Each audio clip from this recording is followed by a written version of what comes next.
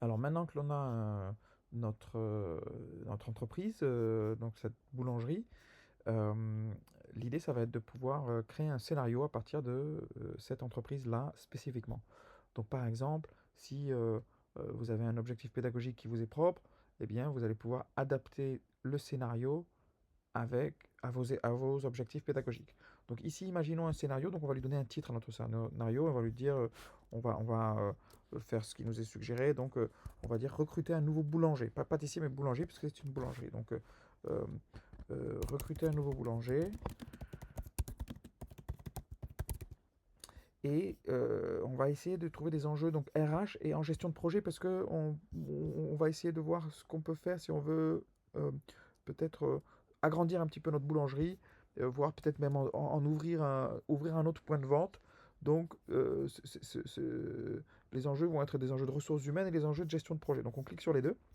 Et ensuite, on donne notre public cible. Donc, public cible, ça va être soit donc bachelor, licence, hein, 3 années après le bac. Le master, un peu plus détaillé. Ou alors le mode exécutif, expert, où vraiment là, on va avoir tous les indicateurs.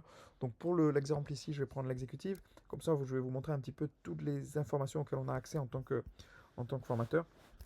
Euh, Ensuite, on vous demande de choisir le nombre de tours. Ça, le nombre de tours, c'est qu'en fait, l'idée, c'est que ça reste ludique. Donc, vous allez vous garder la main sur les étapes du scénario.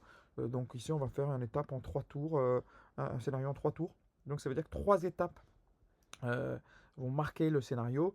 Et à chaque étape, l'idée, c'est qu'à chaque étape, eh bien, les participants vont devoir soit prendre une décision, soit créer un livrable, en tout cas marquer quelque chose, marquer un point qui vous permet, vous, de les amener et d'évaluer surtout leur travail. Donc vous avez la possibilité également de trouver une dynamique de marché. Donc ça, c'est des scénarios qui vont faire en sorte à ce que l'entreprise ne soit pas uniquement prise en elle-même dans un monde figé, mais bien dans un monde où un marché fait pression avec des contraintes de prix, des contraintes concurrentielles. Là, pour cet exemple-là, on va garder aucun de sélectionné en dynamique de marché, et je ferai une autre vidéo où je vous montrerai un petit peu tous les scénarios possibles, de la récession à la croissance stable, en passant par la guerre des prix, ou encore un marché saisonnier, hein, qui pourrait être intéressant pour certains scénarios. Donc là, on clique sur aucun et on va sur suivant.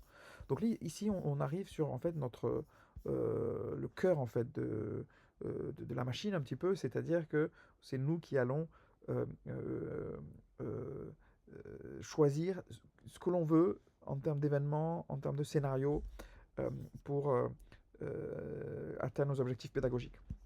Donc vous avez les 3 tours ici, et vous voyez que vous avez un bouton ajouter, et donc en fait pour chaque tour vous allez pouvoir ajouter un événement, hein, donc par exemple sur les scénarios RH vous pouvez avoir un événement de une démission inattendue par exemple, hein. Donc là vous voyez que vous cliquez sur une démission inattendue, et vous pouvez modifier 2 3 choses. Donc cette démission inattendue va forcément faire l'objet de, euh, faire l'objet de décisions, faire l'objet de questions en fait, de changements pour l'entreprise, et ça les étudiants vont devoir le gérer. Et vous pouvez y associer un livrable. Donc par exemple ici en RH vous voyez que un livrable, on peut mettre plan de recrutement, fiche de poste, plan de formation. Donc tout est en fait, il n'y a que votre imagination qui la limite, hein. Vous pouvez créer votre livrable en disant, ben voilà, moi je veux qu'il fasse un pitch par exemple. Donc livrable pitch. Et l'idée, ça va être de mettre une consigne que les étudiants suivront, le format du document. euh, et donc, à la fin du tour, les étudiants devront pitcher telle ou telle chose. Si vous voulez plutôt leur faire faire je sais pas moi, un plan de développement des compétences, par exemple, eh bien, c'est pareil, il suffit de le mettre ici. Donc, plan de développement des compétences avec une consigne détaillée. Ok. Et donc voilà, on peut faire ça pour chaque tour, pour que les étudiants aient du contenu et des choses à faire pendant la session. Vous pouvez également vous aider de l'IA pour essayer de générer un scénario pour vous. Donc par exemple, si vous lui alors vous pouvez tout à fait donner des documents, un plan de cours par exemple, ou des objectifs précis qui sont sous forme de documents, et à ce moment-là, l'IA le prendra en compte pour générer un scénario qui va venir euh, respecter le document ou le plan du document que vous lui donnez. Vous pouvez tout simplement décrire le contexte ou l'enjeu. Donc là, par exemple, on pourrait dire que la difficulté, on peut dire difficulté à trouver un, un boulanger qualifié. Difficulté à trouver un boulanger qualifié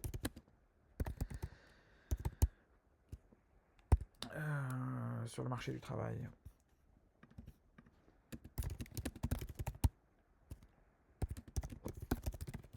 Ok. Le rôle des joueurs, alors moi j'aime bien le faire jouer un rôle de consultant externe. Quelle est la question centrale? Eh bien c'est d'identifier, par exemple, identifier la compétence sur le marché, disponible sur le marché. La compétence disponible sur le marché, tout dans une problématique de croissance.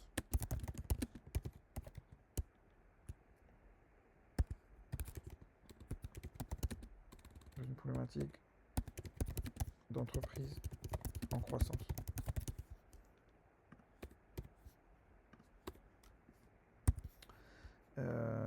Le degré partout, on le laisse à 30 minutes. Et donc là, vous avez la visibilité financière des étudiants, c'est-à-dire qu'est-ce que vous voulez que les étudiants voient. Donc là, on va juste mettre compte de résultats, bilan comptable. On va enlever les ratios, les soldes intermédiaires de gestion. Et on va peut-être proposer l'export Excel quand même de toutes les informations pour qu'ils puissent les avoir. On va générer donc le scénario pour voir ce que l'IA nous propose.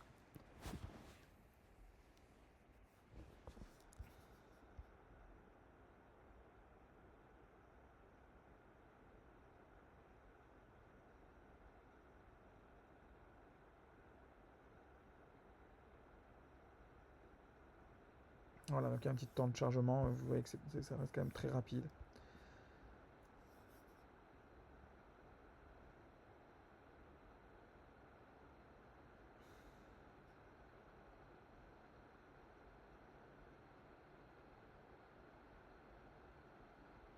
Ok, et donc nous avons ici le raisonnement IA, donc le scénario en fonction de l'entreprise et en fonction des contraintes qu'on lui a données. On a un arc narratif, hein, donc avec l'identification d'un besoin, un tour 2 qui va consister à identifier les contraintes du projet pour accélérer l'urgence, et enfin un événement d'opportunité qui débloque la situation. Donc il y a une backstory, hein, ce qu'on appelle une vérité de terrain. En fait, Elise Fontaine, donc la boulangère qualifiée, a annoncé en janvier 2026 qu'elle souhaite réduire son temps de travail pour s'occuper de ses enfants. Et en parallèle, la boulangerie a signé en février un contrat de 3 nouveaux points de vente. Okay, donc vous voyez qu'on l'IA a bien respecté notre volonté de contraindre dans une entreprise en croissance. Et donc on a l'identification, donc le problème de la ressource humaine ici, et le problème en gestion de projet, qui est que la boulangerie lance un projet d'expansion locale, donc une livraison quotidienne vers 3 épiceries de quartier. L'épicerie Martin, Bio Co et Proximité Plus. Voilà. Et donc vous voyez que les étapes sont remplies ici. Donc on va faire l'événement, c'est la compétence critique qui manque. On va donc créer une fiche de poste. C'est les étudiants qui vont devoir faire ça. La livraison d'une étape clé qui est le projet qui atteint un jalon important. Et donc il faut un livrable pour le comité de pilotage. Okay. Donc là, on va leur faire un plan de recrutement.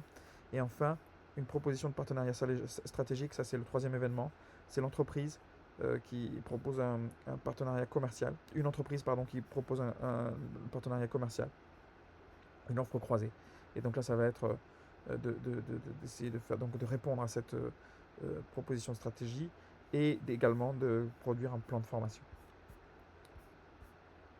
Donc si on est satisfait, on clique sur suivant. Et donc là, on va créer le scénario.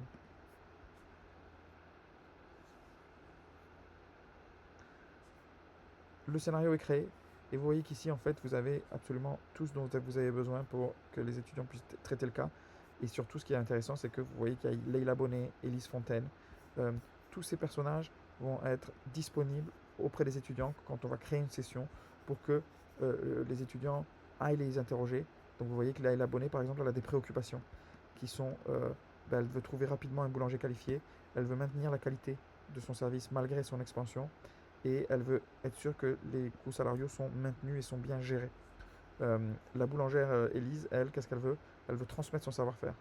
Donc elle a une motivation qui lui est propre et elle veut gérer la surcharge de travail actuelle, donc qui est son principal problème. Vous avez la timeline qui vous explique exactement comment les choses vont se dérouler. Euh, et voilà, vous avez un récap sur tout ce dont vous avez besoin. Euh, Ce qui est intéressant ici, c'est les indices découvrables. Ok. Donc en fait, pour chaque tour, les étudiants vont devoir découvrir des indices que seuls les personnages connaissent. Donc par exemple, l'information qu'Élise Fontaine passera 28 heures par semaine dès septembre 2026 uniquement va créer un déficit de 12 heures hebdomadaires en termes et donc une perte de compétences en boulangerie. Euh, Également, Élise sait que les 3 nouveaux contrats de fourniture signés en février nécessitent plus 150 baguettes et plus 80 pâtisseries par jour à partir d'avril. Okay. Donc des informations très précises que les étudiants vont devoir aller chercher. Donc une fois qu'on a créé notre scénario, qu'on peut également télécharger en PDF, hein, si jamais vous avez besoin de l'avoir sous les yeux, vous pouvez. Eh bien, on va créer une session à partir de ce scénario. Et donc là, par exemple, imaginons que vous êtes classe bachelor. Hein. Vous avez une classe particulière. Vous utilisez donc le scénario recruter un nouveau boulanger que vous venez de créer. Quel est le nombre d'équipes? Alors là, on va mettre 6 équipes. En fonction de la taille de votre groupe, vous pouvez ajouter des équipes ou en enlever. 6 équipes, c'est absolument pas le minimum, c'est juste une suggestion. Et savoir si vous voulez chronométrer les tours ou si vous voulez piloter vous-même, donc décider vous-même quand est-ce qu'on va passer du tour 1 au 2 ou 3. Moi, je vous conseille les premières fois de piloter vous-même. Ça vous permet de mieux gérer les choses. Quand vous maîtriserez, vous allez peut-être vouloir les chronométrer. Ça va rajouter une pression aux étudiants. Donc ça peut être assez intéressant. Donc on crée la session. Et voilà. Et là vous avez donc la session qui est créée avec un code sur lequel, avec lequel les étudiants vont pouvoir se connecter. Vous allez pouvoir également choisir la pondération en termes d'évaluation, puisque les livrables qu'on va vous créer, vous allez pouvoir décider de comment est-ce que vous allez les évaluer, quel est le poids que vous mettez au contenu du document, quel est le poids que vous allez donner à l'enquête, hein, aux capacités d'investigation de vos étudiants, d'aller chercher l'information, puisque tout va être monitoré.